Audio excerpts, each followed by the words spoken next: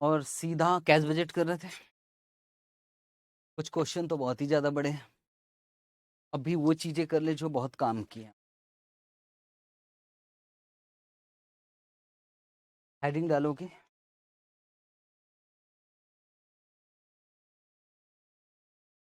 और नाम लिखोगे, विलियम जे बाउमॉल मॉडल।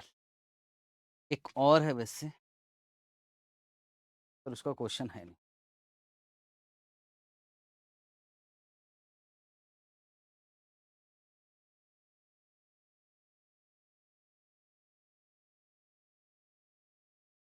उन्होंने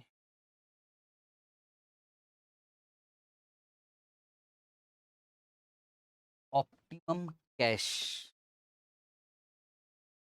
या फिर आप इसे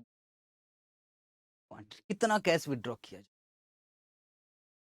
आपका कैश कितना आपको लगता है, मेरी बात समझना कॉन्सेप्ट क्या है, कितना आपको कैश लग रहा है साल भर में, वो कहाँ रखे हो आपने, इन्वेस्टमेंट।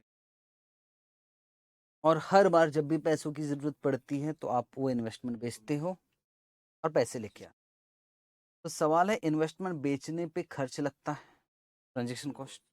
तो अगर आप बार बार पैसा विड्रॉ करोगे तो ट्रांजेक्शन कॉस्ट ज़्यादा आएगा, और एक साथ पूरा विड्रॉ करोगे तो ट्रांजेक्शन कॉस्ट तो एक बार ही लगेगा, पर कैरिंग कॉस्ट है ना, वही है ऑर्डरिंग कॉस्ट कैरिंग कॉस्ट का फॉर्मूला। टू ऐसा भी लिखोगे तो भी कोई गुनाह नहीं है, वही है।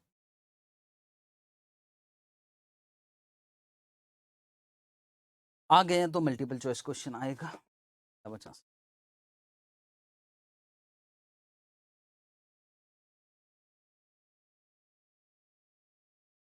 और हो रहा है कि नहीं,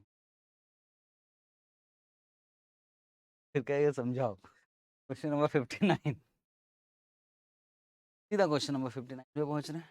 अच्छा यार, उसमें ना फिर हम लोग मालूम है इकोनॉमिक ऑर्डर क्वांटिटी निकालते थे, फिर वो बोलता था टोटल कॉस्ट कितना लगेगा।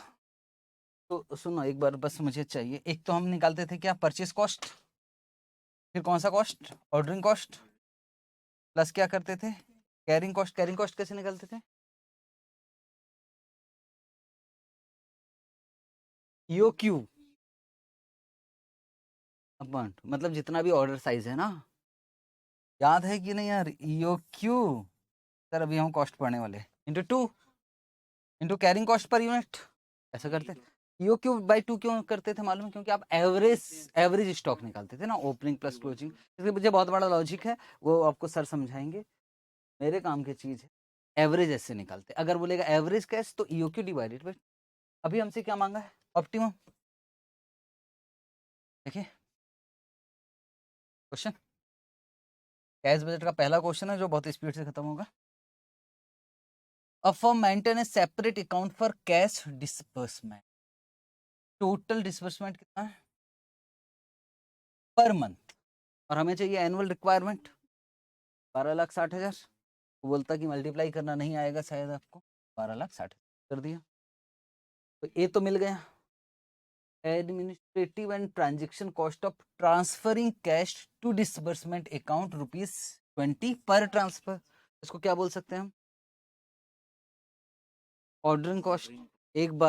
एक बार पैसा निकालने का 20 रुपया खर्च आता है।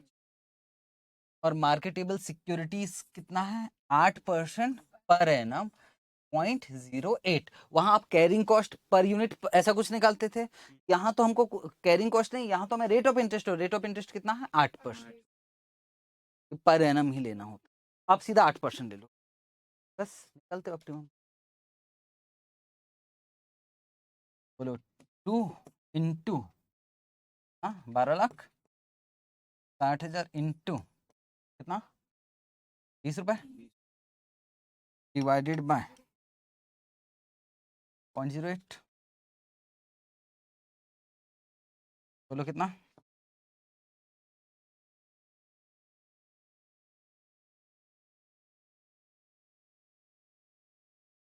2 × 12,60,000 इंटू 20 डिवाइड 0.08, जो भी है स्क्वायर 20 25,051 25,100 खत्म। ठीक, वो कुछ नहीं, वो कॉपी पेस्ट किया है। इसके बाद ना थ्योरी स्टार्ट हो गई थी, तो मेरे टाइपिस्ट को समझा नहीं, उसने थ्योरी भी छाप दिया इसी। ठीक, बस क्वेश्चन वही खत्म। Question number 66।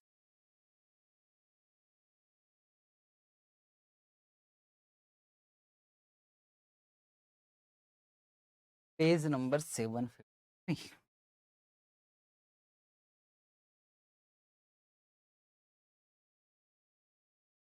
ये ग्राफ आपको इकोनॉमिक ऑर्डर क्वांटिटी पढ़ोगे ना तो बनाकर बताया जाएगा कि एवरेज क्यों लिया जाए। मटेरियल हो गया आपका?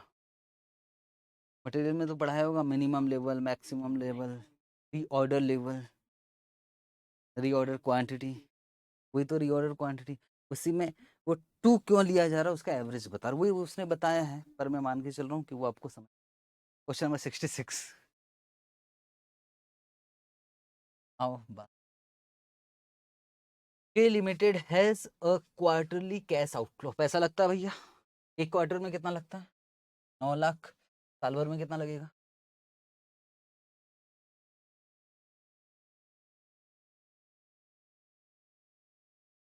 30 lakh. The company has investment portfolio market. Investment कहाँ करते हैं वो? मार्केटेबल सिक्योरिटीज में। It plan to meet the demand for cash by periodically selling marketable security बेच देते हैं जब जब भी पैसे लगता है। मार्केटेबल सिक्योरिटी रिटर्न कितना मिलता है हमको? 12%। 0.12 लिख दो। ट्रांजेक्शन कॉस्ट कितना है? 60 रुपये। एक बार अगर सिक्योरिटी बेचोगे 60 रुपये का खर्च आएगा कैश में कन्वर्ट करने में। Company uses Baumol model to find out the optimal transaction size. Optimum cash निकाल सकते हो क्या? यस। एक साल में कितना दिन लेना? 360। पर वो आपसे क्या मांग रहा है? एवरेज। एवरेज आता है ना, मैंने अभी बताया था, ईओक्यू डिवाइडेड बाय 2 करते हैं। तो पहले ऑप्टिमम कैश निकाल लो, पर डिवाइडेड बाय 2। एवरेज मांगा। चलो पहले करें।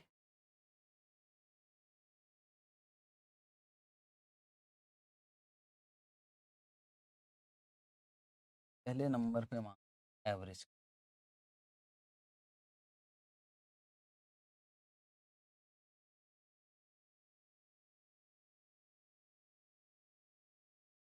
ऑप्टिमम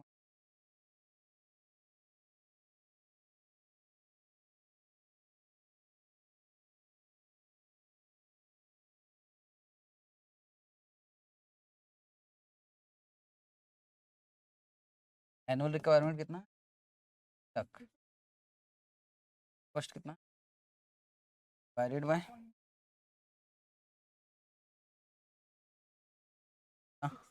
60,000 आगे ऑप्टिमम।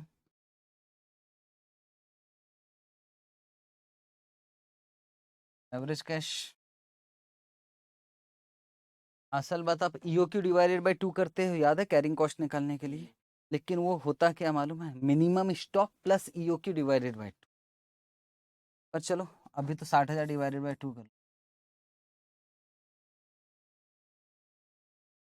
इसमें आपको इकोनॉमिक ऑर्डर क्वांटिटी का नॉलेज हो है।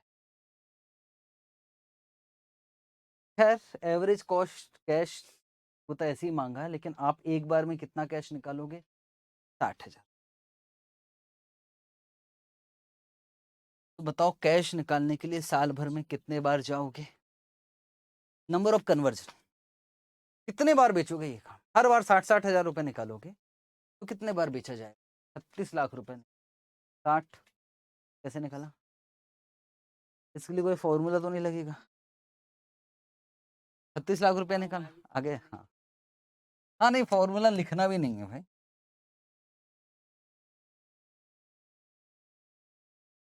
Number of conversion.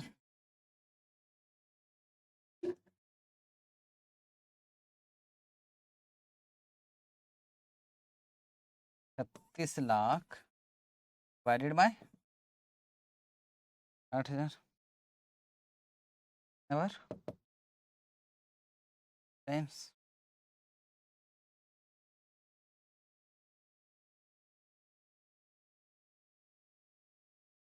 कितने कितने दिन में जाना पड़ेगा?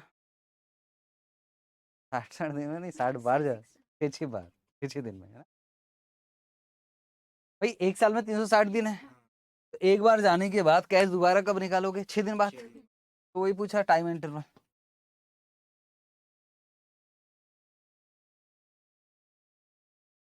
360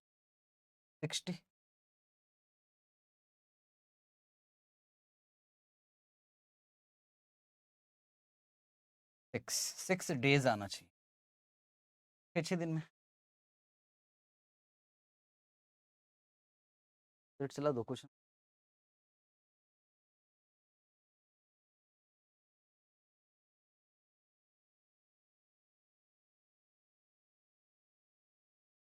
चले थोड़ा अच्छा कर लेते।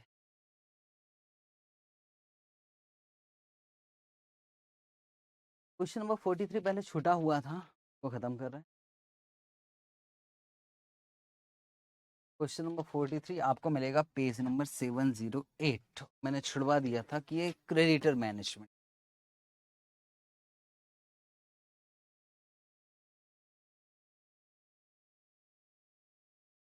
ठीक है, इसमें कोई फॉर्मूला नहीं है, कॉमन सेंस है, का यूज करना है। अगर है तो, नहीं तो मैं तो समझा। आओ काम करें। ए लिमिटेड ना manufacturing business and it acquire raw material. किससे एक्वायर कर रहे हैं? एक्स। एक्स लिमिटेड से हम खरीदने का सोच रहे हैं। As per term of agreement the payment must be made within कितने दिनों का टाइम दे रहा है? भाई साहब आप 40 दिनों का पेमेंट कर सकते हैं। मुझसे बोल रहा है कि आप चाहो तो 40 दिनों पेमेंट कर सकते हो।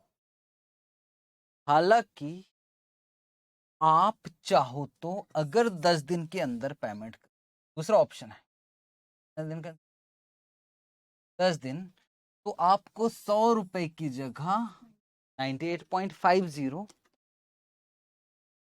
देना पड़ेगा। मतलब मेरा बचत कितने? 1 रुपये 50 पैसे की बचत हुआ। ठीक, और अगर 40 दिन में दूंगा तो 100 देना पड़ेगा। अभी दूंगा तो कितना पैसे जाएगा? 9855। या तो फिर मैं अभी मतलब 10 दिन बाद, अभी तो कोई देगा भी नहीं, ठीक, या तो 10 दिन बाद देगा या तो 40। अगर मैं कहता हूँ आपके पास 2 ऑप्शन है, या तो 10 दिन में दो, अगर 10 दिन में देना पड़ेगा तो कितना देना पड़ेगा? 98.5। 40 दिन में देना पड़ेगा तो 100। तो कितना बचा लोगे आप? 1.5 रुपए। आगे क्या लिखा हुआ? और कुछ नहीं लिखा, आगे लिखा है ये सपोज ओपोज बात। यहाँ पढ़ता हूँ फिर समझ में आएगा। Examine whether a limited should accept the offer of discount assuming average bill. Bill कितने का है? 10 लाख। अब बोलूंगा तो अब समझ में आएगा। और रिटर्न कितना है? 15%। अब सुनना ध्यान से, अब मैं क्या बोलना चाह रहा हूँ। अगर मैं 10 दिन में पेमेंट करता हूं तो बताओ मुझे 10 लाख नहीं देना पड़ेगा, 10 लाख के बदले में कुछ और देना पड़ेगा। निकाल सकते रुपीस 5 था। मेरे मन में ही आया यार 9,85,000 दे देता हूँ, काम खत्म। पर कोई मुझे समझाया क्यों दे रहे हो, बैंक में जमा कर दो। बैंक में जमा करूंगे तो 15% मिलेगा भी तो। फिर भाई साहब को दे देना 10 लाख। मैंने कहा भाई लेकिन देखो ना इधर कितना जा रहा है, 9,85, इधर कितना जा रहा है। तो बोले जो इंटरेस्ट आएगा वो माइनस कर देना ना, उतना पैसा आपका बच जाएगा ना। तो अब ऑफर क्वेश्चन ये है कि क्या करें, ये ज्यादा अच्छा किया जाता।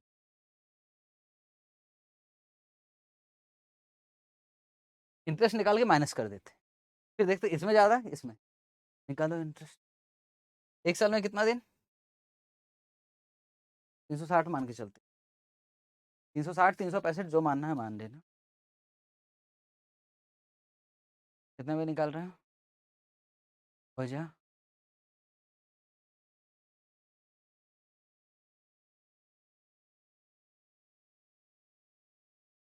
मैं यहाँ खड़ा हूँ। मेरी बात सुनो, मेरी बात सुनो। मैंने कहा कि आप पहले पेमेंट करोगे तो आपको कितना पेमेंट करना पड़ेगा? आ रहे थे पैसे दिन, बस आ ही रहे थे, उतने में कोई मिल गए तो पागल हो, 985 कहीं जमा करते ना यार। तो सवाल बस है कि अगर आप 9,85,000 आज दे देते तो 985 ही जाता, लेकिन इस 9,85,000 को कहीं बैंक में जमा करते तो कितना कमाते, बस मेरा ये क्वेश्चन।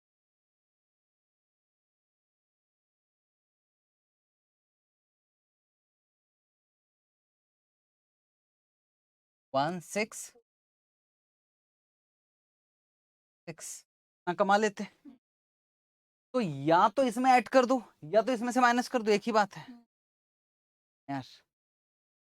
इसमें ऐड कर सकते थे हम लोग, यार बैंक से अब निकालने की बारी आ गई है, निकालने की बारी है, तो 985 तो मिलेगा मिलेगा, साथ में ब्याज भी तो मिल जाएगा। कितना आ गया देखिए, ऐड करोगे ना, 9,85,000 प्लस, बढ़ गया ना पैसा, उसमें से 10 लाख दे देंगे, बचा हुआ हमारा फायदा,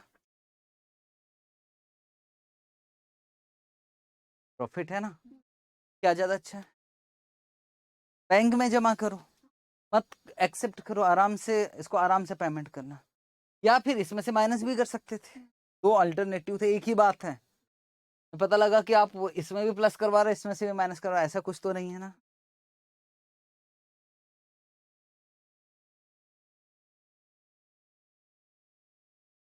इंटरेस्ट के 9,85,000 का 15% इंटू 30 दिन,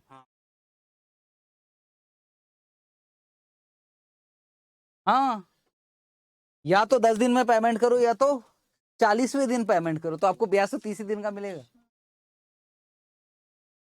तो आपने डिसीजन ही चेंज कर दिया वही देख रहे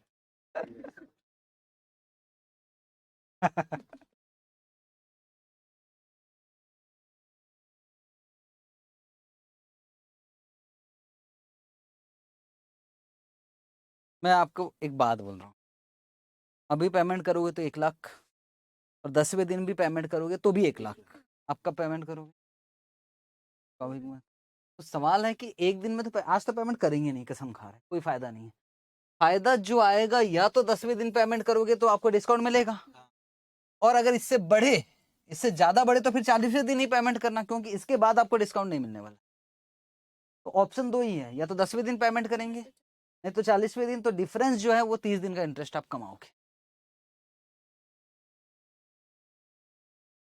ओके, तो कैसे करना है, सबसे पहले सोचते हैं कैसे करना है, लिखेंगे डिस्काउंट को एक्सेप्ट करे कि नहीं, तो यहाँ क्या जाएगा एक्सेप्ट, यहाँ क्या जाएगा नॉट एक्सेप्ट, नॉट एक्सेप्ट करोगे तो कितना देना पड़ेगा 10 लाख, और एक्सेप्ट करोगे तो उस भाई साहब को क्या देना पड़ेगा, अब बचा क्या सिर्फ इंटरेस्ट। अगर हम इसको 40 दिन बाद देते, मैं यहीं से माइनस करने का सोच, अगर इसको 40 दिन बाद देते हैं तो हम इंटरेस्ट कमा लेंगे, कितने पे कमाएंगे 985 पर, वो हम यहाँ माइनस कर देंगे जितना कमाएंगे, फिर कंपैरिजन, ज्यादा सिंपल दिख रहा है।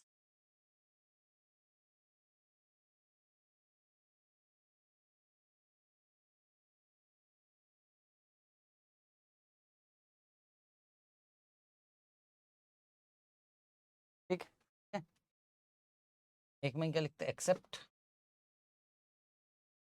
Count,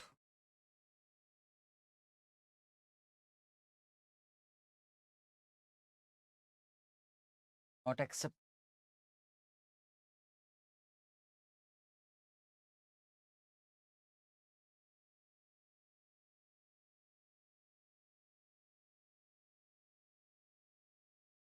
payment to supplier, accept करेंगे तो कितना देना पड़ेगा 9,85,000 कैसे आया लिख लेना तक,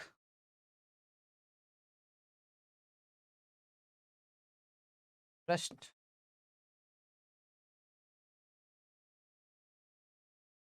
9,85,000 का 15% इनका डिवाइडेड बाय 360,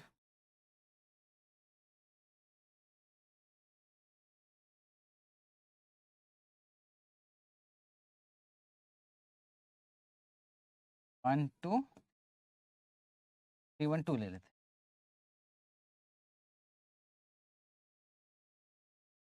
माइनस हो गया।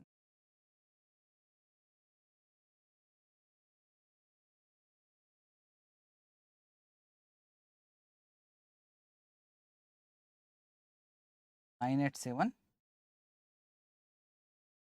हाँ चल जाए।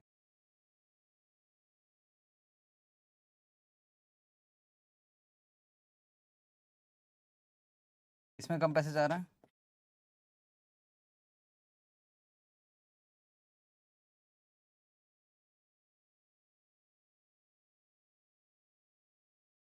तो डिस्काउंट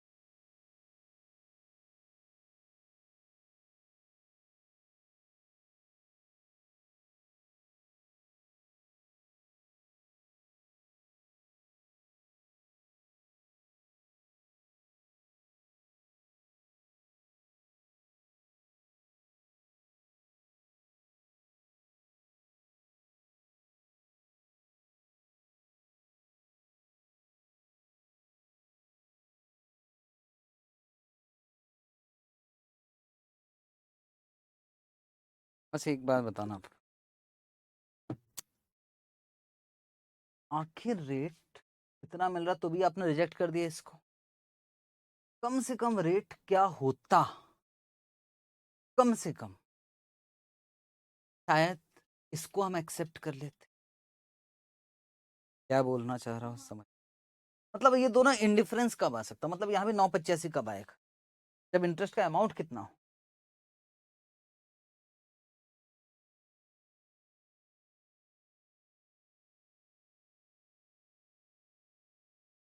नहीं ये सीधा आ जाएगा, मेरा बड़ा बड़ा सिंपल सा क्वेश्चन है, यहाँ भी कितना आना चाहिए 985, तो यहाँ डिफरेंस कितना आना चाहिए 15,000। 985 तो यहाँ 15,000 है ना यार, यहाँ 15,000, तो इसमें क्या रेट लिखूं ये 15,000 आ जाए।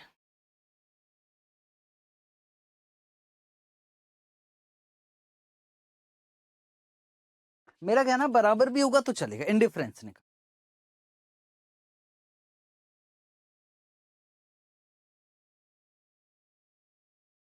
$16.52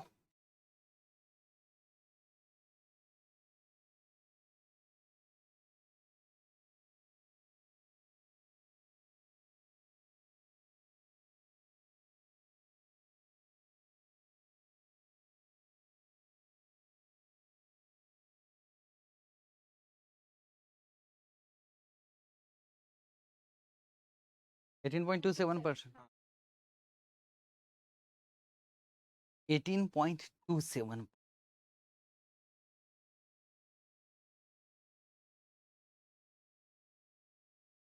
अगर ये 18.27 कैसे निकलना,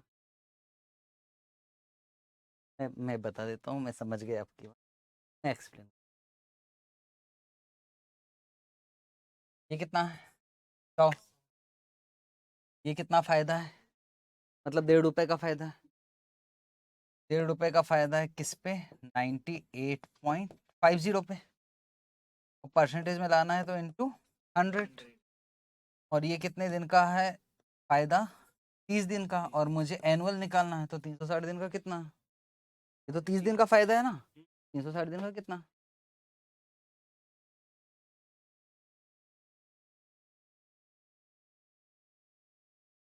हाँ, ये तो निकाले ये लोग 18.27।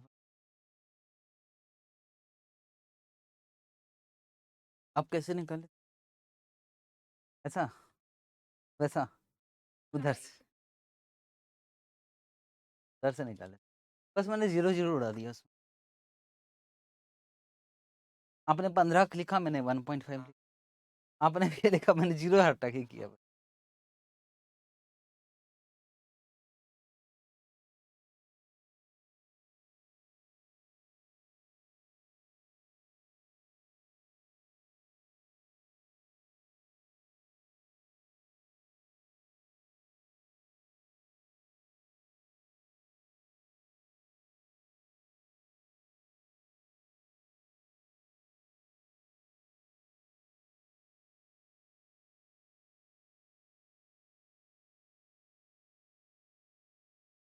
मुझे आंसर देना। अभी कौन सा वाला अच्छा आ रहा है? ये वाला। अगर ये रेट 15 की जगह 16 होता तो भी वो क्योंकि इसमें मुझे कम से कम डिस्काउंट, ये इंटरेस्ट कितना चाहिए? 18.27 से ऊपर। हाँ, अगर ये 17 आता तो पहला वाला मतलब एक्सेप्ट कर लेते, क्योंकि एक्सेप्ट करने का फायदा है 18.27। बस इतना समझ लिया तो मजा आ जाएगा। अगर आपको आपको पता है ये कम मिल रहा है ना, आपको कम देना पड़ रहा है ना, उसके पीछे आप कमा रहे हैं, और मालूम है कितने की कमाई हो रही है? 18.2। अगर आपको यहाँ इंटरेस्ट 20% है तब ये अच्छा, और अगर 15 है तो फिर ये अच्छा। डिस्काउंट, डिस्काउंट का मतलब समझ रहे हो? कमाई है एक्चुअल में, और कमाई कितने की है? 18.2। तो इतना डूब को जाने की जरूरत है कि नहीं, पर ठीक है, बता दिया ऐसे। ये तो सीधा सीधा दिख रहा था बस। Okay, question number 71, homework, page number 760।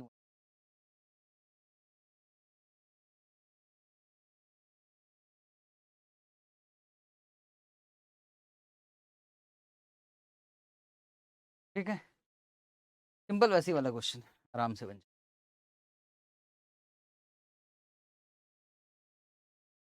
Question number 72, homework वाला। 71 होमवर्क, 72 भी होमवर्क, 162।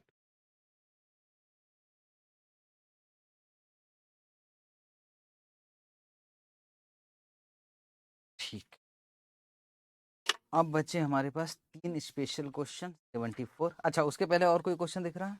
रेशो का एक क्वेश्चन दिख रहा होगा, बता देता हूँ। क्वेश्चन नंबर 51 दिख रहा होगा उस बुक में, बट पेज नंबर बताने के बाद, पेज नंबर 763, 763 पे आ जाइए। रेशो का क्वेश्चन दिख रहा है, वो थियोरेटिकल क्वेश्चन है, रीड करना है और कुछ नहीं। ठीक, इंडस्ट्री के नॉर्म से कंपैरिजन करना, इस टाइप का क्वेश्चन हमने रेशो में किया। तो उस क्वेश्चन के बाद कौन कौन से क्वेश्चन बचे हैं? एक बचा है 74, 75, 76। खास बात है तीनों एक जैसे हैं।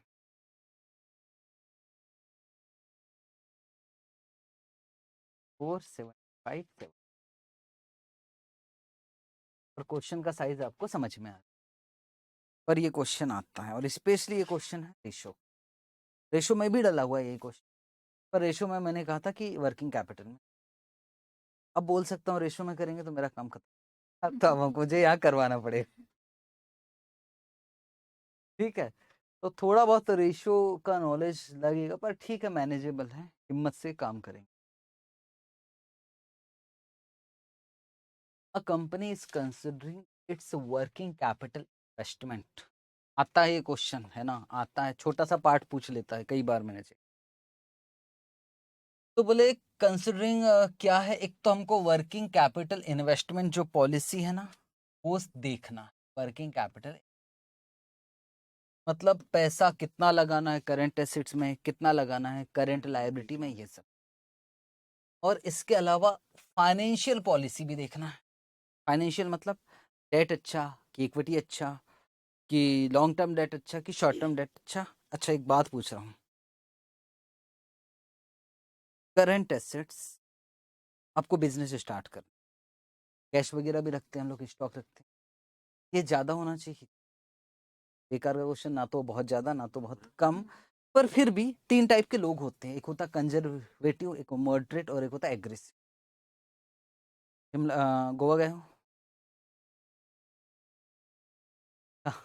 मान लो गोवा जाने वाले हो, प्लानिंग कर रहे हो, अनुमान लगाया बजट में कि 10-10 हज़ार रुपये हर एक पर्सन को लगेगा, मान लो जाओगे। ये हो गए कंजर्वेटिव, थोड़ा सा ज़्यादा लेते हुए चलते। कुछ ऐसे होते मॉडरेट, और कुछ होते पैसे नहीं है, क्या करें, जो होगा देखेंगे। ये कौन होते हैं? एग्रेसिव। तो यहाँ भी करंट एसेट कितना मेंटेन करना, 3 अलग अलग फर्म पे डिपेंड। कुछ लोग सोचते यार ये फिक्स एसेट में पैसा लगाओ, और हमने कहा स्टॉक, अरे जो होगा देखेगा, जितना है उतने में काम चलाओ ना। ये लोग कौन हो गए? एग्रेसिव। कंजर्वेटिव कौन होते हो गए? थोड़ा सा ज्यादा रखो भाई, करंट एसेट थोड़ा सा ज्यादा। ऐसी लॉन्ग टर्म डेट, ये वर्किंग कैपिटल इन्वेस्टमेंट पॉलिसी की मैं बात। ऐसी फाइनेंशियल पॉलिसी में क्या होता है? पैसों की जरूरत है, डेट अच्छा की इक्विटी। एग्रेसिव लोग क्या सोचते हो? एग्रेसिव जो होगा देखेंगे, बर्बाद तो बर्बाद, डेट। अब एग्रेसिव में भी दो टाइप के हैं, एक होता लॉन्ग टर्म और एक होता short term debt. Short term में खेल खत्म हो जाएगा। ये लोग शॉर्ट टर्म वाले कौन हो गए? एग्रेसिव। अगले महीने लग रहा है ना, हाँ ठीक है हो जाएगा, इधर से हो जाएगा, ठीक है। ये लोग कौन होते हैं? एग्रेसिव, जो शॉर्ट टर्म डेट ज्यादा रखते हैं। शॉर्ट टर्म डेट ज्यादा नहीं रहना चाहिए, ज्यादा क्या रहना चाहिए? Long term. और ये लोग एग्रेसिव लोग मालूम है और क्या करते हैं पता है? क्या लग रहा है? बोले कार चाहिए, कार चाहिए, पर्सनल लोन, पर्सनल लोन पे ले लो। अब भाई उसको 1 साल में देना पड़ेगा ना, वो तो बहुत कम समय के लिए। बोले ठीक है देखेंगे ना यार, 1 साल में आ जाएगा पैसा। ये एग्रेसिव लोग। जबकि होना क्या चाहिए था? लॉन्ग टर्म एसिड खरीद रहे हो ना, तो पैसा कहां से होना चाहिए था? Long term debts. एक रफली बताया हूं, हालांकि क्वेश्चन का कोई रिलेशन नहीं, पर अगर पढ़ोगे, अब ये शब्द आएगा ना, कंजर्वेटिव, मॉडरेट, एग्रेसिव, थोड़ा बहुत समझ में। ओके, तो हमें दो पॉलिसी, एक वर्किंग कैपिटल पे कुछ एनालिसिस करना है और एक फाइनेंशियल पॉलिसी के विषय में कुछ जानना है फॉर द नेक्स्ट। और उसने आपको क्या दिया है? उसने आपको फिक्स एसिड दे दिया है। कितना दिया भाई? 2.6 करोड़, और साथ में करंट लायबिलिटी भी दे दिया है 2 करोड़। सेल्स और EBIT depends on current assets investment. ठीक है, सेल्स और ईबीआईटी, जितना स्टॉक लगाओगे हो सकता है सेल्स ज्यादा है। Particularly inventory and book debts, मतलब debtors. The financial controller of the company is examining the following alternative working capital policy. आपके पास working capital policy है। एक है कंजर्वेटिव, इनके पास करंट एसेट्स पक्का वो ज्यादा मेंटेन कर रहे होंगे। एक होता है मॉडरेट, मतलब एवरेज। और एग्रेसिव वाले करंट एसेट क्या करते हो? कम। और स्वाभाविक बात है कि अगर आप ज्यादा इन्वेस्टमेंट, आप पैसा ज्यादा लगा रहे हो तो रिटर्न भी ज्यादा आएगा, ऐसा मानना है। तो ऐसे सेल्स दे रखा और ईबीआईटी। इसकी बात है, ये है वर्किंग कैपिटल पॉलिसी, जो कि वो आप मेंटेन। तो इसके बाद क्या होगा? इसके बाद हम अनुमान वगैरह लगा लेंगे, रेशियो चेक करेंगे, वर्किंग कैपिटल चेक करेंगे, इसके अलावा बहुत सारी चीज चेक करने के बाद फिर हम फाइनल कर लेंगे कि हमें कितना है। बस सुनते जाना मेरी स्टोरी में जो बोलने वाला हूँ, फिर हम रेशियो पढ़ लेंगे। फाइनल हो गया कि हाँ यार, इसमें से ये वाली पॉलिसी हमको पसंद आई। अब फिर डिसाइड करेंगे कि हमें पैसे लेना है तो लॉन्ग टर्म पे लेंगे कि शॉर्ट टर्म पे लेंगे। वो कौन सी पॉलिसी है? Financial policy. After evaluating the working capital policy, the financial controller has advised the adoption of। Final क्या किया कि हम वर्किंग कैपिटल का कौन सा रखेंगे? मॉडरेट। ये हो गया फाइनल। अब क्या, अब क्या चेक करना है हमको? अब ये चेक करना है कि हमें लॉन्ग टर्म डेट पे जाना चाहिए कि शॉर्ट टर्म डेट। 2.5 करोड़ रुपया हम कहाँ से उठाएंगे? इक्विटी से। बचा हुआ debt long term short term देख लेंगे। और टैक्स का रेट कितना है? 35%। तो company is considering the following debt. अब डेट कंजर्वेटिव क्या करेगा? दोनों से पैसा उठा रहा है। कंजर्वेटिव क्या करेगा बताओ? क्या इससे ज्यादा पैसा उठाएगा? Long term. और एग्रेसिव शॉर्ट टर्म से। हाँ? और डेट का रेट ऑफ इंटरेस्ट भी दिया है, 12% है और 16%। You are required to calculate the following. सबसे पहले बोले working capital investment policy for each. Policy for each का मतलब working capital for each policy. ये वाला कंजर्वेटिव, मॉडरेट, एग्रेसिव, तीनों में आप निकालिए। पहले निकालिए नेट वर्किंग कैपिटल। कैसे निकालते हैं? Current assets minus current. दूसरा रेट ऑफ रिटर्न। एक्चुअली ये लिखा नहीं है, ये लिखा होना चाहिए था return on asset, total asset. लिख लीजिए, ये लिखा आएगा आपको, रिटर्न ऑन टोटल एसेट। और रिटर्न ऑन टोटल एसेट का फॉर्मूला होता है EBIT divided by total asset. Ratio में पढ़ लोगे आप, EBIT divided by total. Sir पर हमने तो नहीं पढ़ा हुआ है, जिनने पढ़ा है उनको PIT divided by total asset. अब जिन्होंने रेशियो पढ़ा है वो मुझसे एक बात और बोल सकते, सर करंट रेशियो तो हमको याद है, current asset divided by current asset. ये रेशियो निकालना है, ठीक, फिर आ जाते हैं। और फिर एक बार सिलेक्शन हो गया तो फाइनेंसिंग पॉलिसी आ गई, तो फाइनेंसिंग पॉलिसी में भी आपको एक क्या निकालना है, नेटवर्किंग कैपिटल फिर से, और इस बार क्या निकालना, rate of return on share holders equity,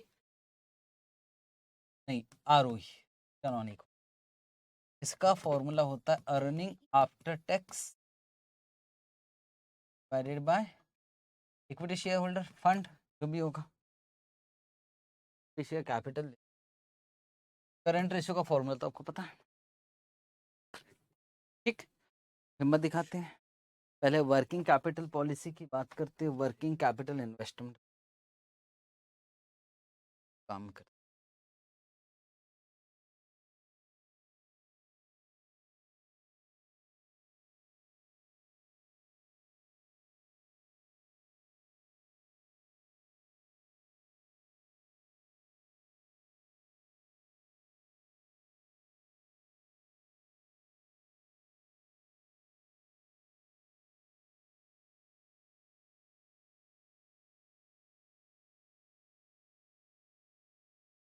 अच्छा पहले क्या निकालना, वन बाई वन, यार हम कुछ पहले क्या निकालने के लिए बोल रहा हूँ, नेटवर्किंग का।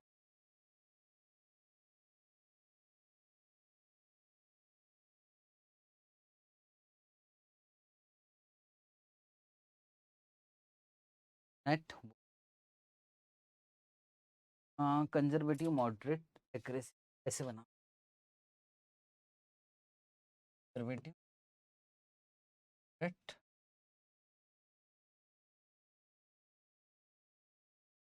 Current,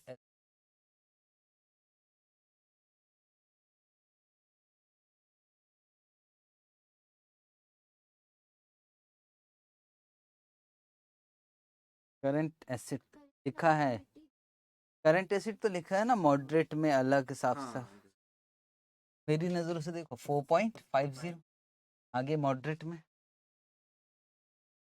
0.9,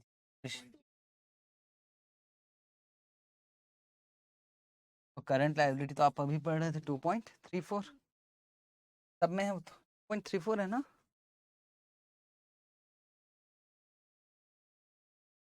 2.4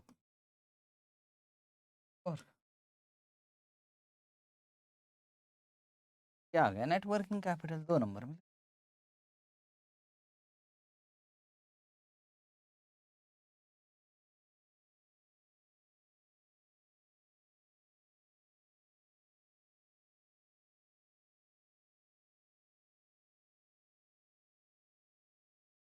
six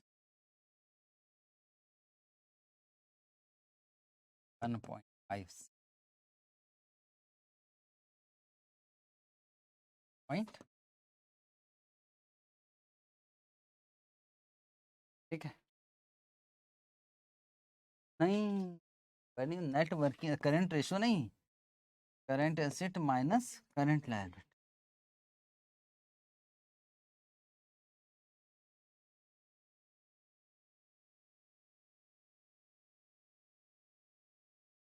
return on total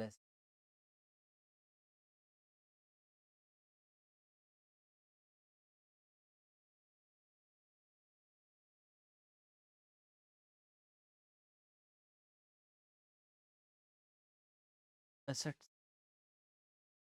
फिर वही रेशियो, रिटर्न का मतलब ईबीआईटी, ईबीआईटी दिया है क्या, टेबल चेक कीजिए, 1.251, अब क्या चाहिए मुझे, टोटल एसेट का मतलब current asset plus asset, fix asset तो फिक्स ही था उसमें से, +2.34 ऐसा अलग अलग लिख ले, इसी में निपटा रहा था। मतलब जोड़ के लिख देना, पता तो लग जाएगा आपको कहाँ से आया। 4.94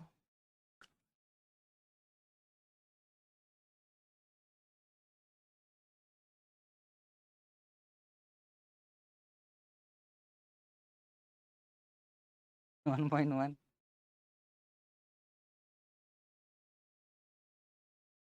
0.50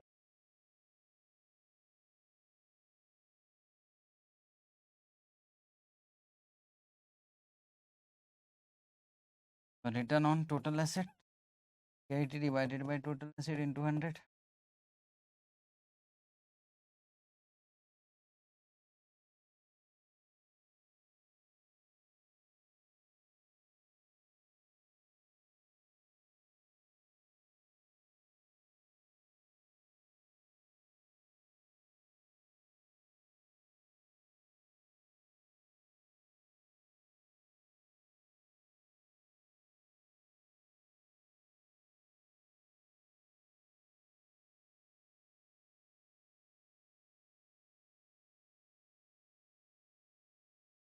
करंट ये निकल जाएगा यार, करंट एसेट मालूम, करंट लायबिलिटी में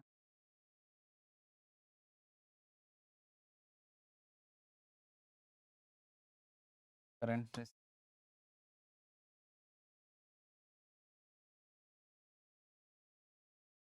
4.50 divided by 2.34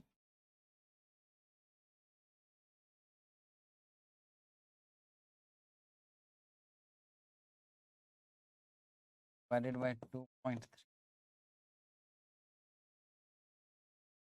divided by 4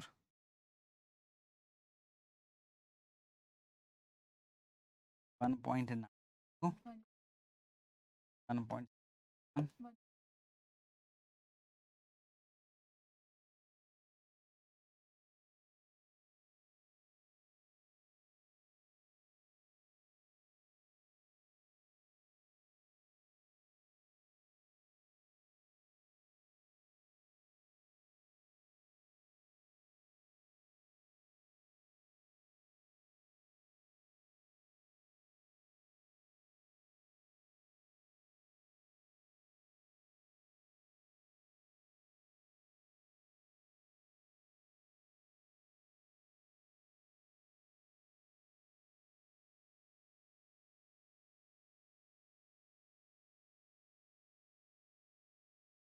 net working capital position of return और करंट।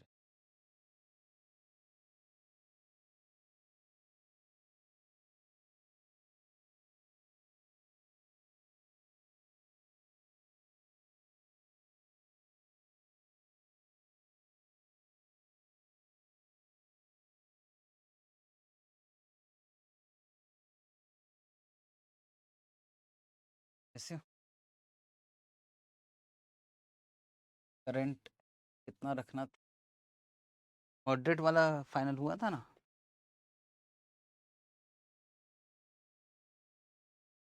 पॉइंट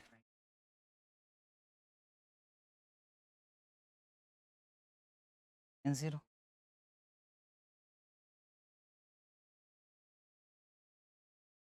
कहाँ लिखा है 3। क्वेश्चन इतना बड़ा है ना, वो पता नहीं लगता कहाँ का लिखना है। अब क्या लिखना है, current liability, existing current liability कितना दिखाई दे रहा है आपको, 2.34।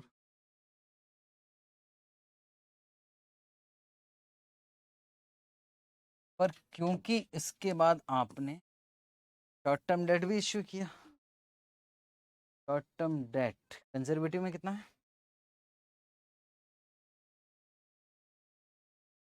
इसमें 1,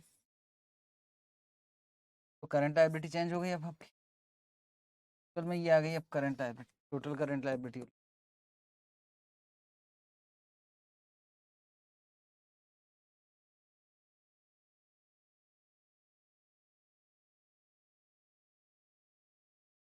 पॉइंट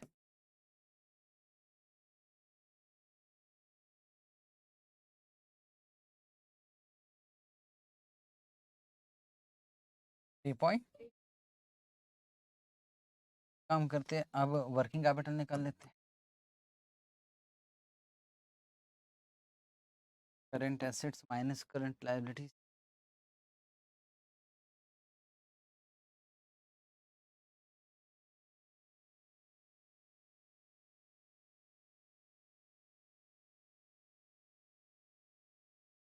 वन 1.02,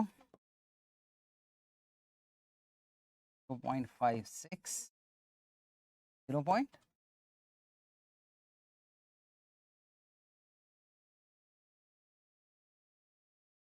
वो करंट रेशो भी यही निकाल लो ना यार, बाद में पूछ, यही निकल के।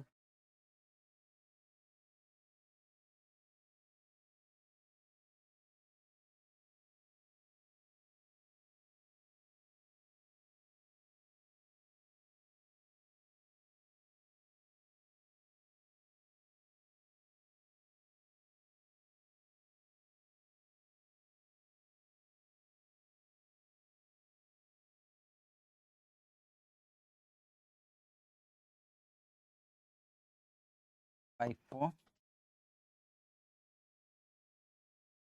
4.1,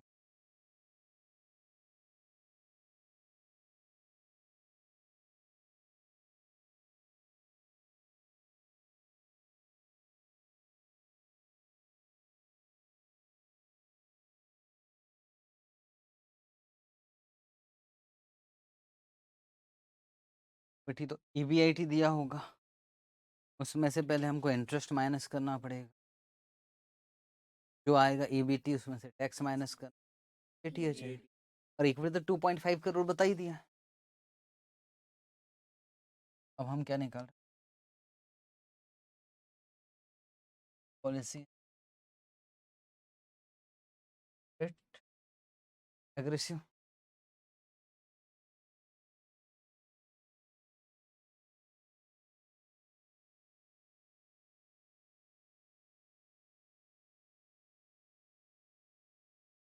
हाँ हिसाब से बदल जाओगे। फाइनल हो गया था कि मॉडरेट है।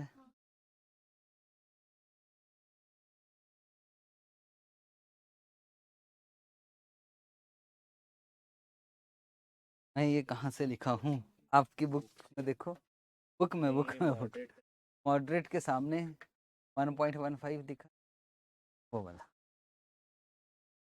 और ये लोग क्या कर रहे थे मालूम है, चिपका रहे थे जैसे कि बस। अब इसमें से क्या माइनस करेंगे, सबसे पहले interest on short term debts, long term dot, आप बताते जाना, मैं कैलकुलेट नहीं कर पाऊँ। तब में शॉर्ट टर्म डेट अलग अलग है और रेट भी अलग अलग, रेट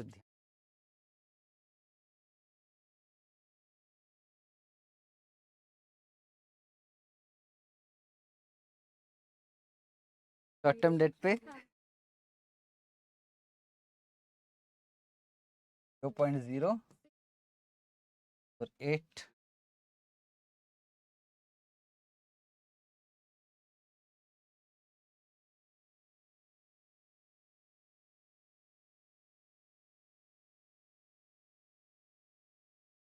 लॉन्ग टर्म डेट पे निकालोगे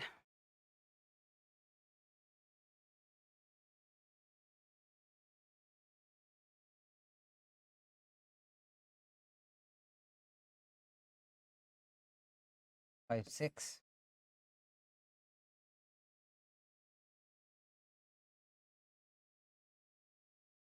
तो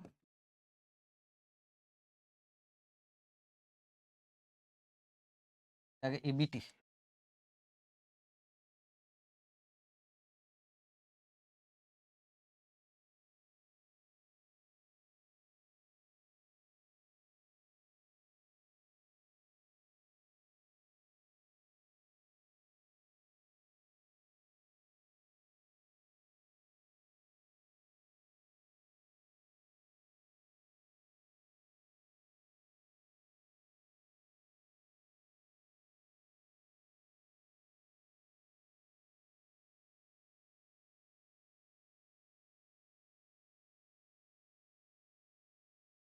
फाइन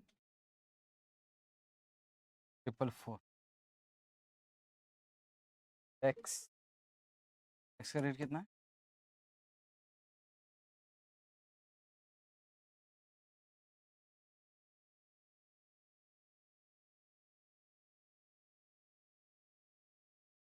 मुझे सीधा 65% में था।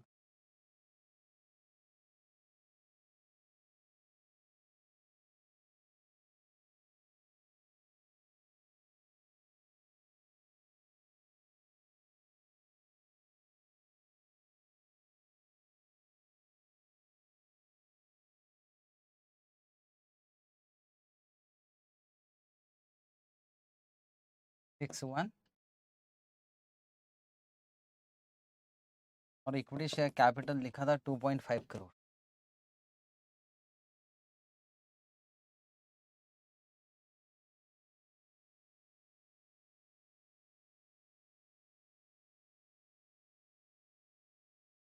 परसेंटेज में 2 डिजिट पॉइंट के बाद।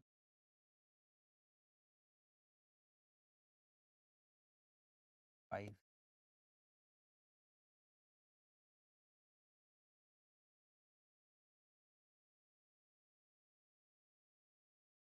फोर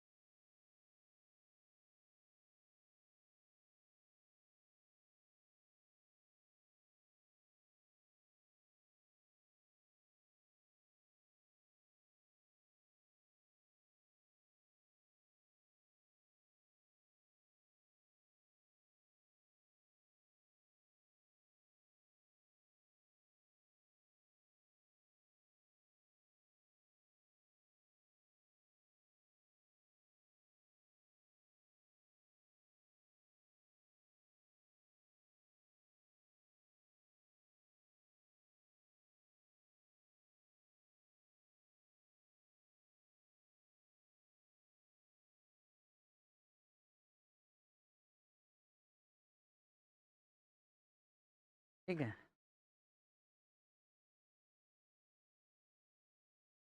क्वेश्चन नंबर 75 सेम ही क्वेश्चन दिख रहा होगा। एग्जाम में आता है तो वो आपसे साफ साफ पूछेगा क्या चाहिए, आराम से निकल। नंबर 75 पेज नंबर 78 होमवर्क है और सेम क्वेश्चन है। 76 को तो काट ही रिपीट है।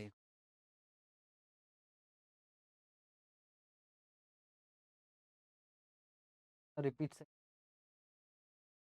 जो भी बना। ठीक है। मल्टीपल चॉइस क्वेश्चन जो है उसे तो लास्ट चैप्टर के बाद में बात। 15 नंबर का खेल है।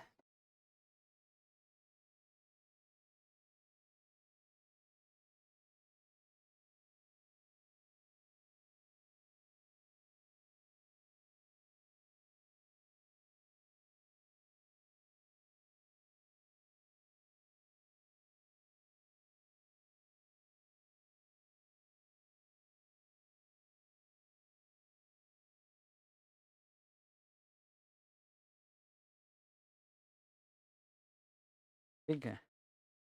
वैसे तो बहुत बड़े बड़े क्वेश्चन मेरा अब करवाने का इच्छा नहीं थी, 2-3 क्वेश्चन बचे हुए थे। लास्ट में इसलिए रखा कि अगर ये हो जाएगा तो लास्ट में करेंगे। तो फिर मैं आपको होमवर्क वाला क्वेश्चन टीवाई के 10 है, सोच रहा हूँ पर देख सकते। और क्वेश्चन नंबर 63 आपके लिए होमवर्क रहेगा, एक बार कोशिश करना, नहीं बनेगा तो मैं आपको क्वेश्चन नंबर 6 पेज नंबर 744।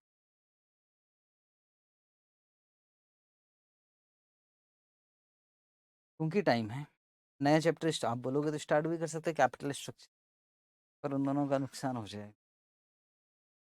कल से करेंगे, आज दिन में जबरदस्त ढंग से कैपिटल स्ट्रक्चर।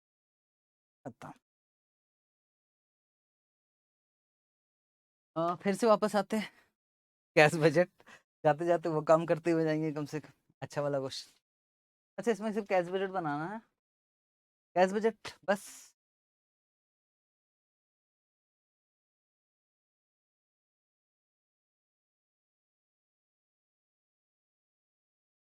और balance sheet, sorry, cash budget और बैलेंस शीट। बैलेंस शीट के सामने कैश बजट में बता दूँ। आओ काम करें, भगवान का नाम ले। ये तो थोड़े से बड़े क्वेश्चन होते तो सोच रहे 15-20 मिनट में निपटाते। डबल शिफ्ट वाले बड़े क्वेश्चन होते हैं तो उसको मैं जब लास्ट क्लास रहेगी, क्वेश्चन नंबर, एक ही क्वेश्चन, दो क्वेश्चन है, दो में से एक मुझे करवाना था, एक आपको, तो पहले बता। Consider the balance sheet of Maya limited 31 December. The company has received a large order, anticipated the need to go its bank to increase its borrowing. आपको बनाना है कैश बजट सिर्फ 3 महीने का, जैन, फेब, मार्च, मतलब जल्दी खत्म हो जाए। Typically, the company collect 20% of its sales the month of sales, 70% in subsequent month, subsequent मतलब 1 मंथ है ना, 1 महीने में 10%।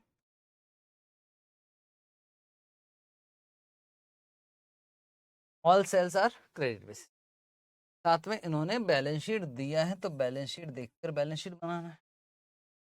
हालांकि इन्होंने इधर क्या दे दिया, एसेट, और इधर क्या दे दिया, लायबिलिटी। 20% अभी मिलेगा, बाकी डूब गया। बाकी कहाँ हो, तो गया यार, तो हो गया ना, नहीं डूबा। कैश, अकाउंट रिसीवेबल मतलब डेटर्स, इन्वेंट्री हो गया, करंट एसेट्स, करंट एसेट, अच्छा ये तीनों टोटल में फिक्स एसेट जोड़ के ये आ गया। अकाउंट पेबल बैंक मतलब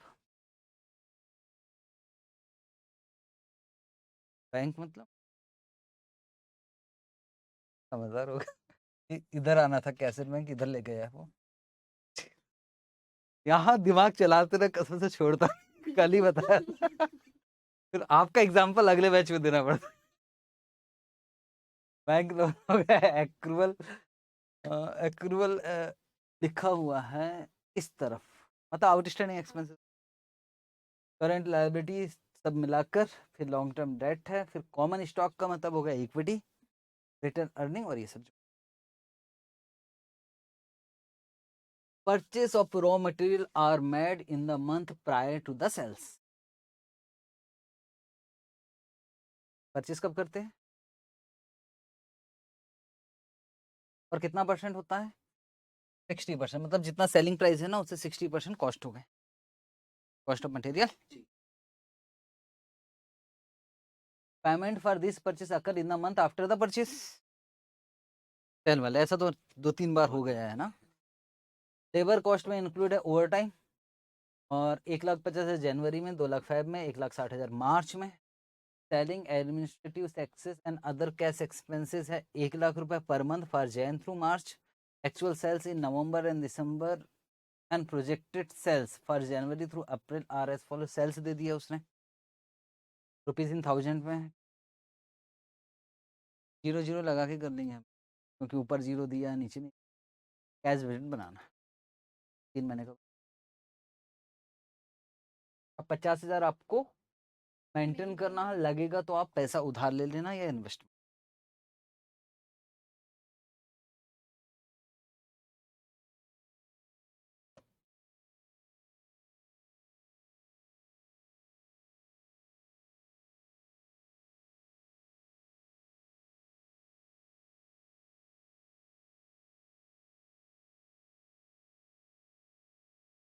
कैसे बचे,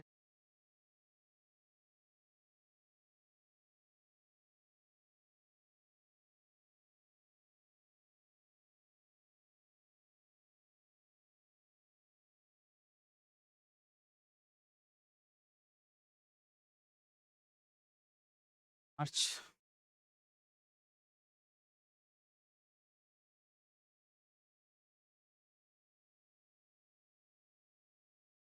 कैश किधर से है, किधर दिया है, तो बैलेंस शीट क्यों दिया? अच्छा, किस्मत अच्छी, किस्मत अच्छी। अच्छा तो मैं ओपनिंग वाला लेता जो बैलेंस शीट में है, तो मेरा बैलेंस शीट टैली नहीं होगा लास्ट में।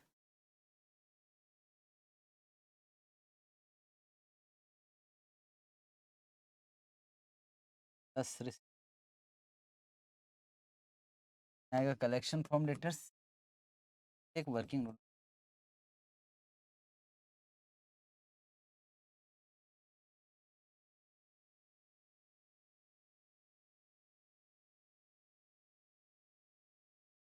वर्किंग नोट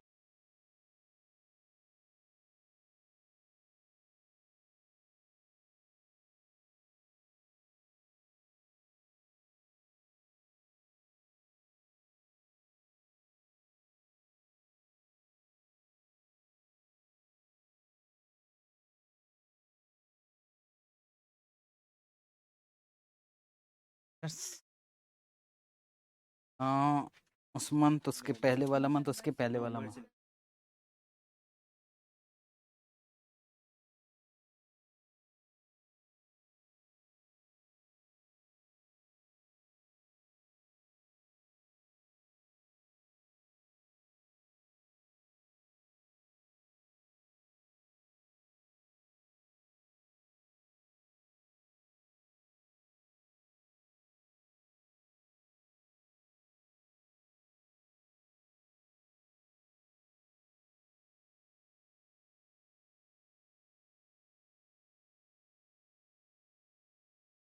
मतलब इन थाउजेंड में बताना, सारा काम 50,000 भी लिखा है ना हमने।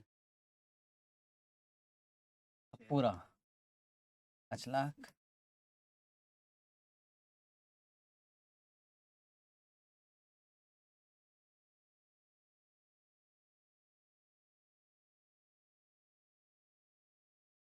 सेम मंथ में कितना?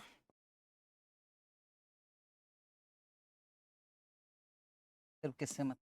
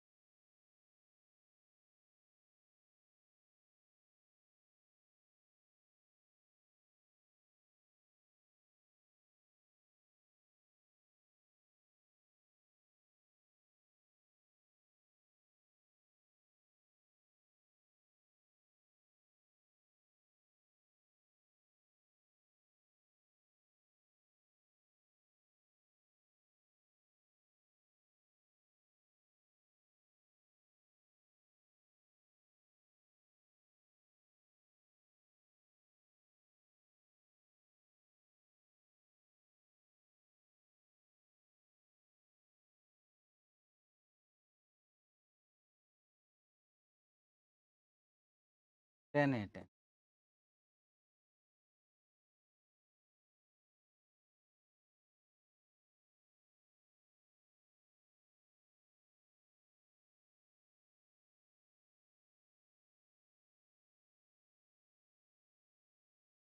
7 लाख है।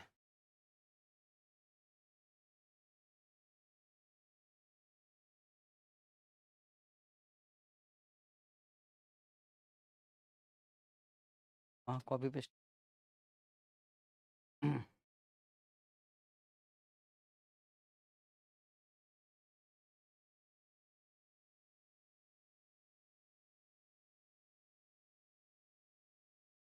5 लाख।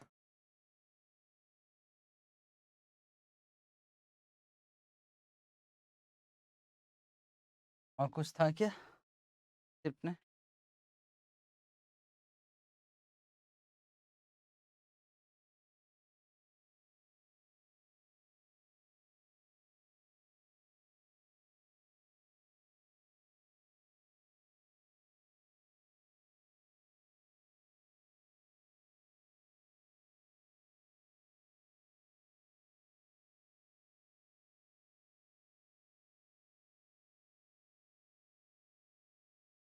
50 तो मेंटेन।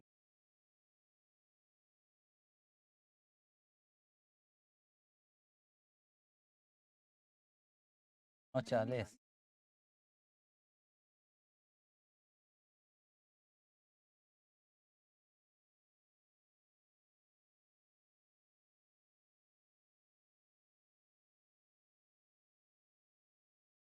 पेमेंट,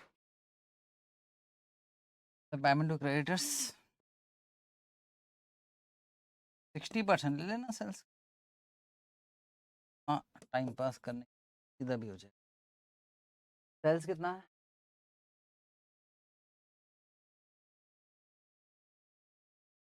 6 लाख। 6 लाख का 60% करते जा। 3 लाख।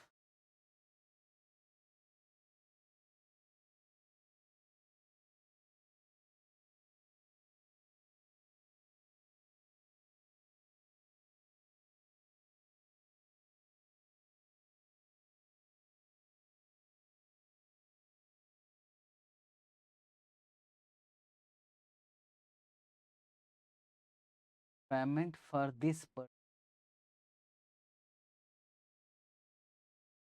पेमेंट की बात, ये वाले की बात, purchase of raw material in the month prior to the sales.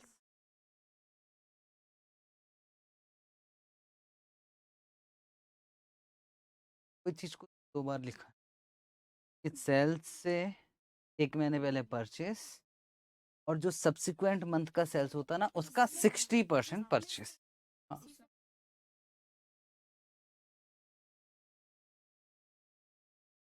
3 lakh 60, उसके बाद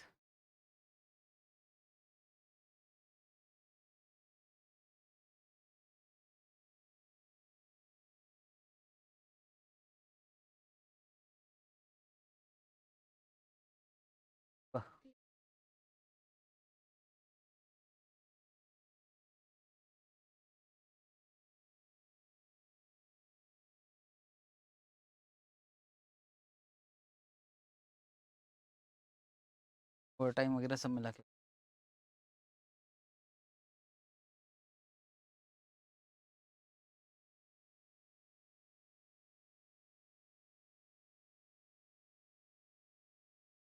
के अलावा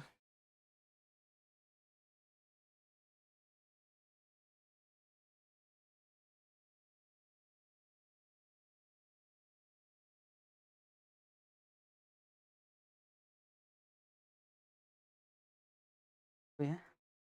एक पेमेंट कहीं भी जा रहा है ऐसा कुछ?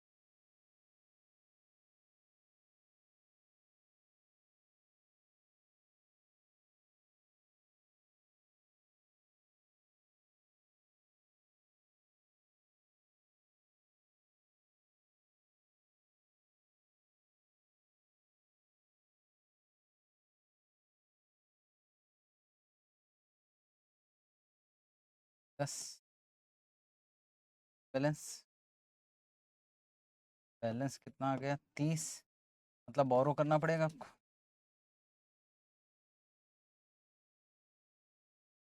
आ गया?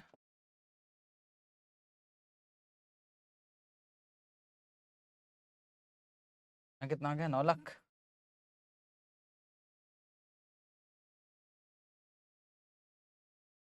1 लाख माइनस में बोरो कितना करना पड़ेगा?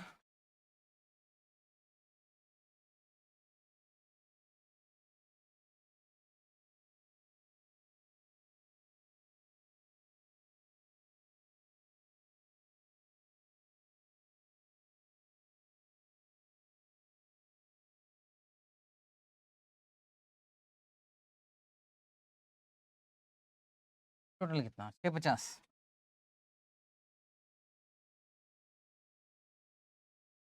2 लाख को मेंटेन कितना करना? 50,000।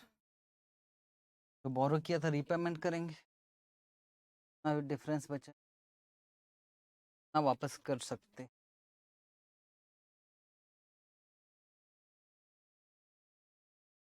20 करना है तो 20,000 इन्वेस्टमेंट आएगा, 50,000 ही मेंटेन करना है। लास्ट वाला देखना, कैश बजट।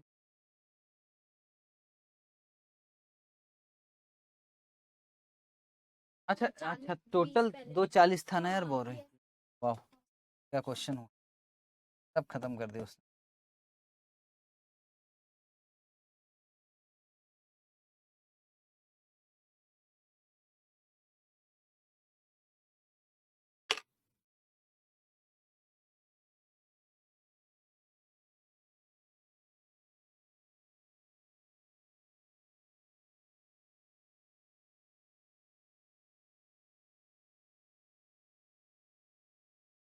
तो बैलेंस शीट फिर बनाना, बैलेंस शीट बस हम अपने फॉर्मेट में बना लें।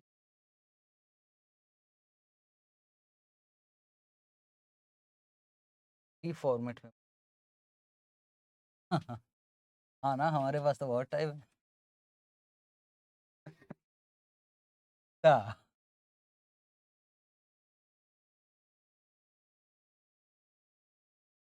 बस इसको बस में अपने हिसाब से, मतलब एसिड को एसिड में लिखेंगे, लाइब्रेरी को।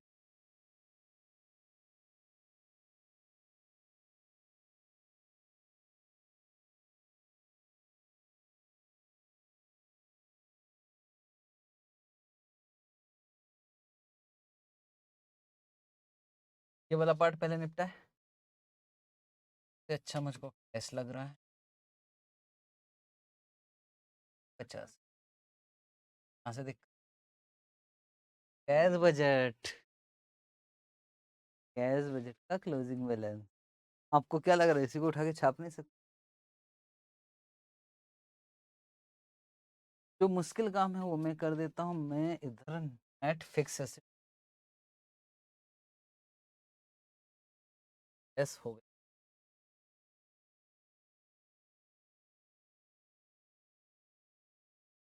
186,000 है ना, तो इसको 50 को 50 ही रहने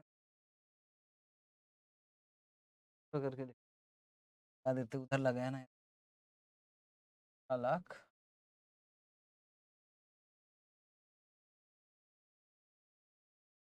ये हो गया बैंक लोन।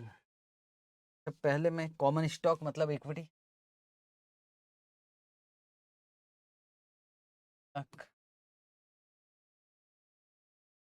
रिटर्न अर्निंग में चेंज आएगा, रिटर्न अर्निंग में तो चेंज आएगा, 3 साल में कुछ ना तो प्रॉफिट कमाया होगा। Long term debt, long term debt तो 450 का है, 4,50,000। बैंक लोन भी है,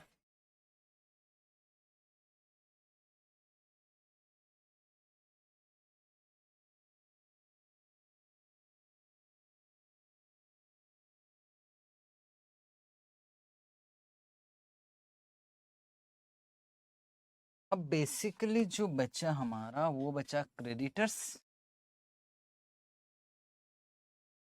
इधर तो क्रेडिटर बचा, बाकी सब लिख दिया, ये भी लिख दिया ना, ये भी हो गया, ये भी हो गया, ये तो लिखना ही नहीं है, करंट लायबिलिटी तो जोड़ के 450 भी हो गया, 100 भी हो गया, रिटर्न अर्निंग लिखने का बाकी है। और क्या लिखने का बाकी है? क्रेडिटर। इधर चेक करो तो नेट फिक्स एसेट हो गया, करंट एसेट तो लिखना नहीं है, डेटर्स, और सबसे पहले लिख लेते डेटर्स, कौन कौन से महीने का पैसा बाकी है वो मार्च का, लगा लो हिसाब किताब, तक पीस।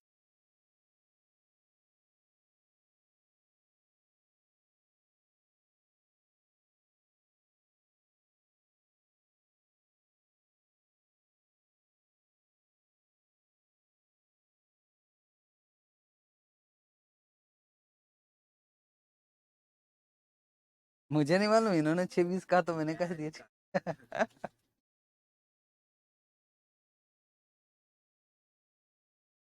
जो बच गया पैसा मिलना, फैब का कितना परसेंट मिल चुका था? 20 तो उसी महीने मिल गया, 80 70 अगले महीने मिला, तो फैब का 10% बचा, और मार्च का 80%,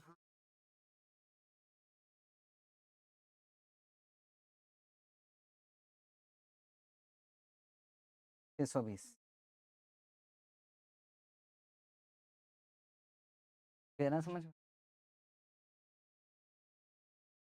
सुनो, ये है जनवरी, ये सेल्स कब का है? जन फेब मार्च, जन फेब मार्च। चेक करो आपके बैलेंस शीट में डेटर से कितने के?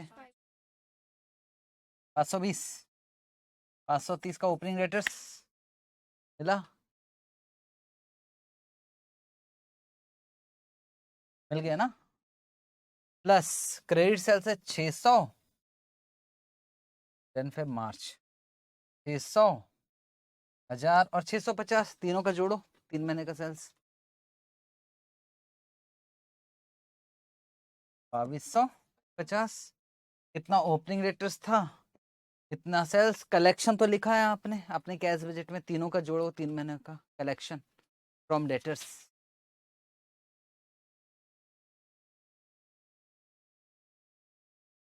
इस 160 बचा हुआ क्लोजिंग डेटर्स आ जाएगा।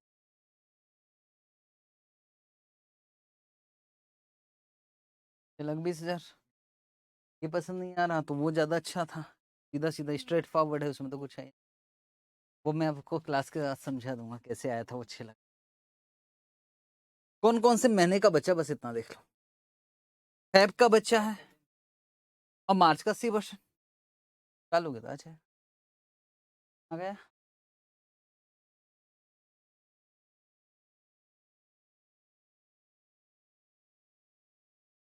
क्रेडिटर्स भी निकाल सकते हो वैसे, एक ही महीने का तो बाकी है।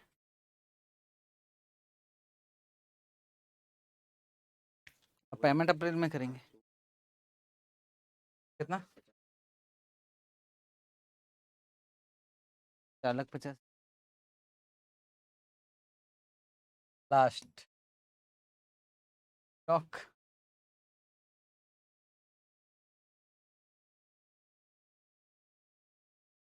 दोनों में से कोई एक चीज निकालो, या तो रिटर्न अर्निंग बता दो, ये तो स्टॉक बता दो।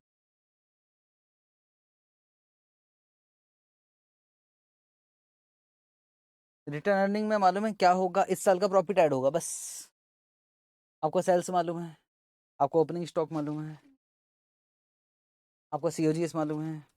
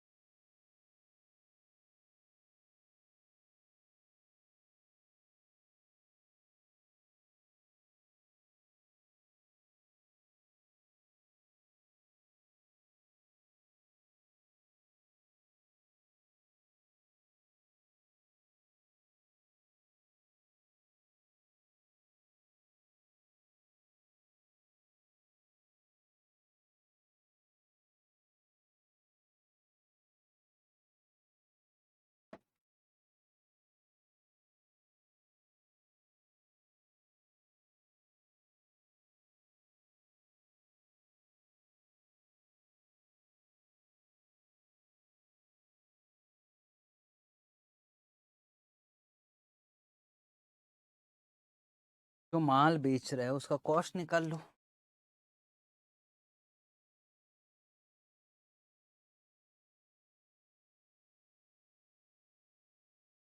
सेल्स दिख रहे हैं हमको, वो बाद में ऐड हो जाएगा। ये सेल्स दिख रहा है ना, ये तो सेल्स है। इन तीनों को जोड़ोगे तो कितना आ गया? 22,50,000। तो परचेस हुआ होगा इसका 0.6, 13 लाख। तो कॉस्ट ऑफ सेल्स आ गया कि परचेस आ गया?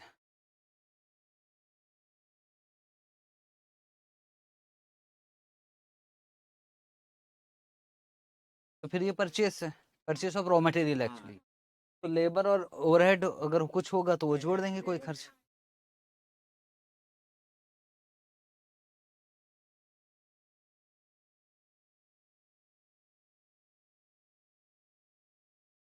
और स्टॉक कितना दिया है बुक में?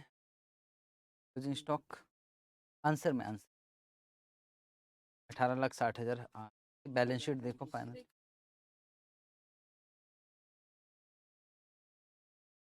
हमारा कितना आ रहा है? 18 लाख।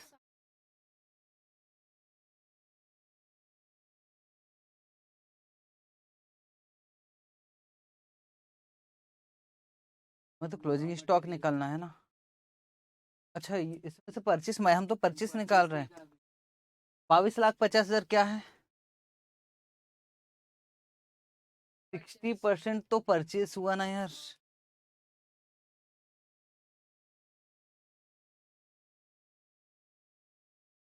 सेल्स कितना है? 22 लाख। और परचेस कितना हो गया? 18 लाख। ओपनिंग स्टॉक कुछ था क्या? 5,45,000।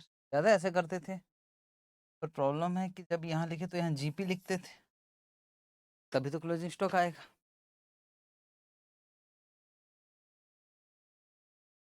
कैसे निकाला 90?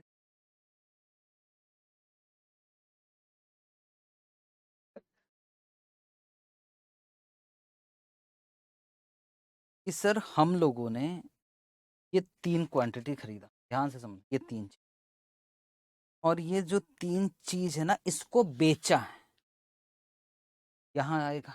ठीक है, ये 3 ही चीज बेच रहा है। तो मैं कह रहा हूँ कि ये 3 बेचा है, ये हो गया 10,000 का। अगर मैं कहता हूं कि इसमें मैं जो बेचा है उसका परचेस निकाल रहा हूं, ये सिर्फ परचेस ही निकाल रहा है। ये परचेस आया, ये परचेस गया, परचेस परचेस ही हटा रहा। ये भी कौन सा अमाउंट है? परचेस। ये भी कौन सा है? परचेस। जहां परचेस परचेस ही लिख रहा है, वहां जीपी लिखने की जरूरत नहीं है। बस वो यही काम कर रहा। एक अकाउंट में इसमें परचेस आया और परचेस गया, तो बचा हुआ स्टॉक ही बचेगा। वही काम कर। अगर वो सेल्स लिखता है यहाँ, तो फिर हमको जीपी की जरूरत पड़ती। तो वो परचेस में से परचेस हटा रहा है, बस इतना काम।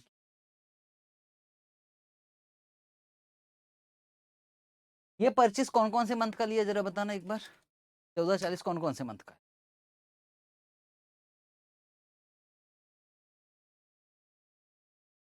फरवरी, मार्च, अप्रैल। ठीक। फरवरी, मार्च, अप्रैल का जो सेल्स है ना, उसका परचेस। ये सेल्स कब का लिया? सेल्स कब का लिया? मेरा बस ये कहना है कि ये जो परचेस हुआ ना, वो परचेस उतना ही जाना चाहिए, उसी मंथ का होना चाहिए। पता लगा कि कहीं गड़बड़। हम्म।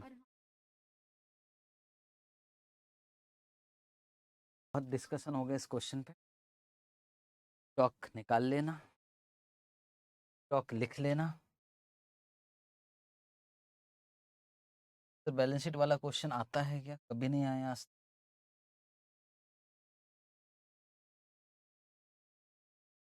एक रफली बताओगे स्टॉक कितना है?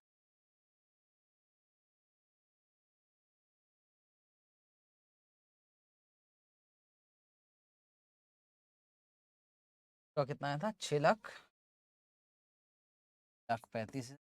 रिटर्न अर्निंग भी निकल सकता है अगर आप पीएनएल अकाउंट बनाओ तो, बट उतना टाइम नहीं है तो बैलेंस शीट।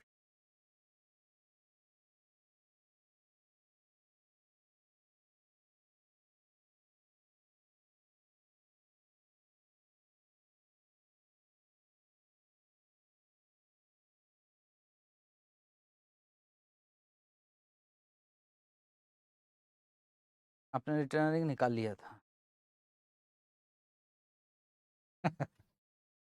तो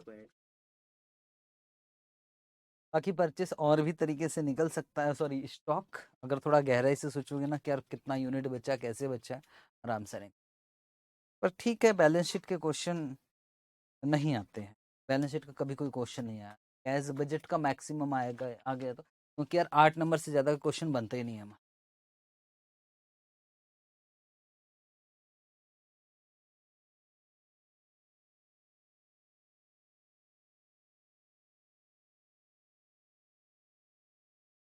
ठीक है, क्लास ओवर कर रहे हैं।